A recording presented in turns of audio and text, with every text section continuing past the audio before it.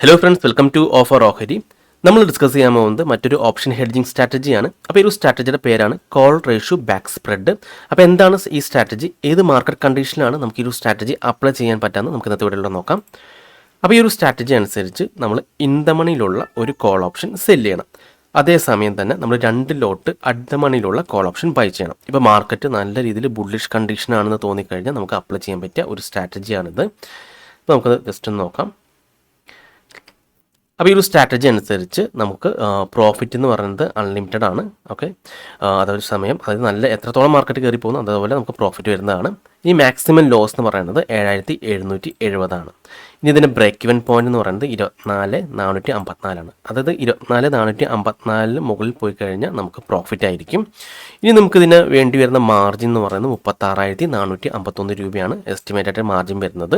ഇനി ഇതിൻ്റെ probability of profit 29.95% ഉള്ളൂ, കുറവാണ്. അപ്പോൾ നമ്മളിത് എല്ലാ മാർക്കറ്റ് കണ്ടീഷനിലും ഇത് അപ്ലൈ ചെയ്യാൻ സാധിക്കത്തില്ല. അതായത് മാർക്കറ്റ് നല്ല രീതിയിലൊരു മൂവ്മെൻറ്റ് എക്സ്പെക്റ്റ് ചെയ്യുകയാണെങ്കിൽ മാത്രം നമുക്ക് ഈ ഒരു സ്ട്രാറ്റജി അപ്ലൈ ചെയ്യാൻ പറ്റത്തുള്ളൂ. അതായത് RBI പോളിസി, ഇലക്ഷൻ റിസൾട്ടൊക്കെ വരുന്ന സമയത്ത് നമുക്ക് മാർക്കറ്റിൻ്റെ ട്രെൻഡ് ഒരു അപ്സൈഡാണെന്ന് തോന്നിക്കഴിഞ്ഞാൽ അപ്ലൈ ചെയ്യാവുന്നതാണ്. ഇപ്പോൾ എക്സാമ്പിളായിട്ട് പറയുകയാണെങ്കിൽ ഇപ്പോൾ നിഫ്റ്റിയുടെ ചാർട്ടാണ്. അപ്പോൾ നമുക്കിവിടെ കാണാൻ സാധിച്ചു, നിഫ്റ്റി ഈ ഒരു റെസിസ്റ്റൻസ് ഉണ്ടായിരുന്നു, സ്ട്രോങ് റെസിസ്റ്റൻസ് ആയിരുന്നു. ഇവിടെയും ഒരു റെസിസ്റ്റൻസ് ഉണ്ടായിരുന്നു, ആ ഒരു റെസിസ്റ്റൻസും ബ്രേക്ക് ചെയ്തു. അപ്പോൾ മാർക്കറ്റ് നല്ല അപ് ട്രെൻഡിൽ ആണ് കാണിക്കുന്നത്. അപ്പോൾ ഇനി എന്തെങ്കിലും ഒരു ന്യൂസ് ഒക്കെ വരുന്നുണ്ടെങ്കിൽ നമുക്ക് വിചാരിക്കണം മാർക്കറ്റ് നല്ല രീതിയിൽ ഇനി അപ്സൈഡ് പോകാൻ ചാൻസ് ഉണ്ടെന്ന്. അങ്ങനെയാണെങ്കിൽ നമുക്ക് ഈ ഒരു സ്ട്രാറ്റജി അപ്ലൈ ചെയ്യാവുന്നതാണ്. ഇനി നമ്മൾ ഇങ്ങനെ ഒരു ഹെഡ്ജ് ചെയ്തുകൊണ്ടുള്ള ഗുണം എന്താണെന്ന് നോക്കാം. അപ്പോൾ ഇങ്ങനെ ഹെഡ്ജ് ചെയ്തുകൊണ്ട് അപ്പോൾ നമുക്ക് മാർക്കറ്റ് ബുള്ളിഷ് ആണെങ്കിൽ നമുക്ക് വേണമെങ്കിൽ 2 ലോട്ട് അറ്റ് ദ മണിയിലുള്ള കോൾ ഓപ്ഷൻ ബൈ ചെയ്താൽ മതി. അപ്പോൾ എന്തിനാണ് ഈ ഒരു സെല്ലും കൂടി ചെയ്തതെന്ന് വെച്ച് കഴിഞ്ഞാൽ നമ്മുടെ ലോസ് ഒന്ന് ലിമിറ്റ് ചെയ്യാനാണ്.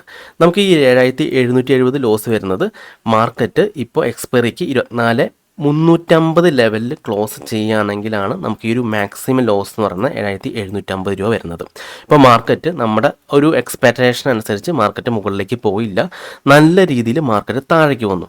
അതായത് മാർക്കറ്റ് ഒരു 250 താഴെ വന്നിട്ടുണ്ടെങ്കിൽ നമുക്ക് മാക്സിമം ലോസ് എന്ന് പറയുന്നത് ഈ ഒരു ഡിഫറൻസ് മാത്രമായിരിക്കും നമ്മുടെ മാക്സിമം ലോസ്. ഇവിടെ നമ്മൾ ഈ 2 ലോട്ട് 24,350 50.65 നമ്മൾ പേ ചെയ്തിരിക്കുന്നത്. അപ്പോൾ അതിൽ നമുക്ക് 101.30 വന്നിരിക്കുന്നത് പേ ചെയ്തിരിക്കുന്നത്. പിന്നെ നമ്മൾ പ്രീമിയം റിസീവ് ചെയ്തിരിക്കുന്നത് 97.70 അപ്പോൾ നമുക്ക് 3.6 പോയിൻ്റാണ് നമുക്ക് ലോസ് വന്നിട്ടുണ്ട്. അപ്പോൾ നമുക്ക് ഇതിൻ്റെ ഡിഫറൻസ് എന്ന് പറയുന്നത് 3.6 അപ്പോൾ നമ്മൾ എക്സ്പെക്റ്റേഷന് ഓപ്പോസിറ്റ് ആയിട്ട് മാർക്കറ്റ് നല്ല രീതിയിൽ താഴെ പോയാലും നമുക്ക് ഈ ഒരു 3.6 പോയിൻറ്റ് മാത്രമായിരിക്കും നമുക്ക് ലോസ് വരുന്നത്. അത് ഏകദേശം 270 രൂപയാണ് ലോസ് വരുന്നത്.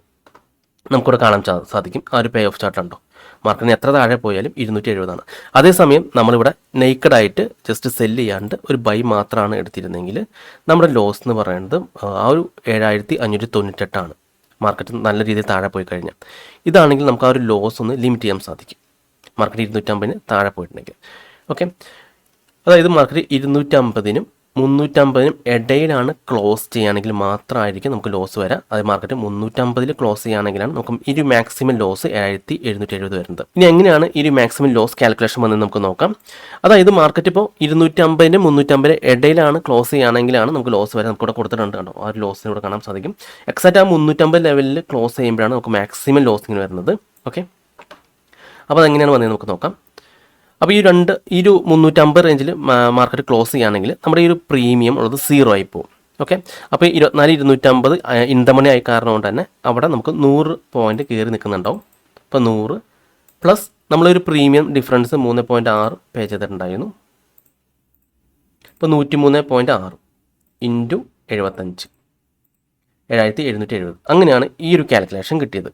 ഓക്കെ, ഇനി ഈ ഒരു ബ്രേക്ക് ഇവൻ പോയിന്റ് എങ്ങനെ കിട്ടിയെന്ന് വെച്ച് കഴിഞ്ഞാൽ നമ്മൾ 103.6 ആ ഒരു ഡിഫറൻസ് 103.6 പ്ലസ് 24,350 നമ്മൾ ബൈ ചെയ്തിരിക്കുന്ന പ്രീമിയത്തിൻ്റെ മുകളിൽ മാർക്കറ്റ് പോകണം.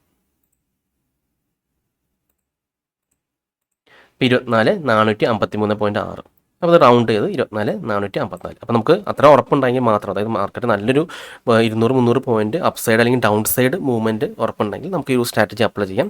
അപ്പോൾ 24,454 മുകളിൽ എത്ര മാർക്കറ്റ് പോകുന്ന അനുസരിച്ച് നമുക്കത് പ്രോഫിറ്റ് ആയിരിക്കും.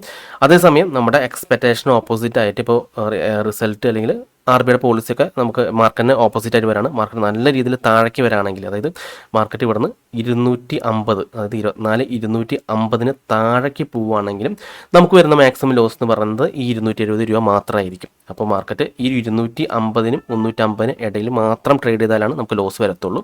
അതല്ലെങ്കിൽ നമുക്ക് മാക്സിമം ലോസ് 270 ആയിരിക്കും. അതാണ് ഈ ഒരു സ്ട്രാറ്റജിയുടെ ബെനിഫിറ്റ് എന്ന് പറയുന്നത്.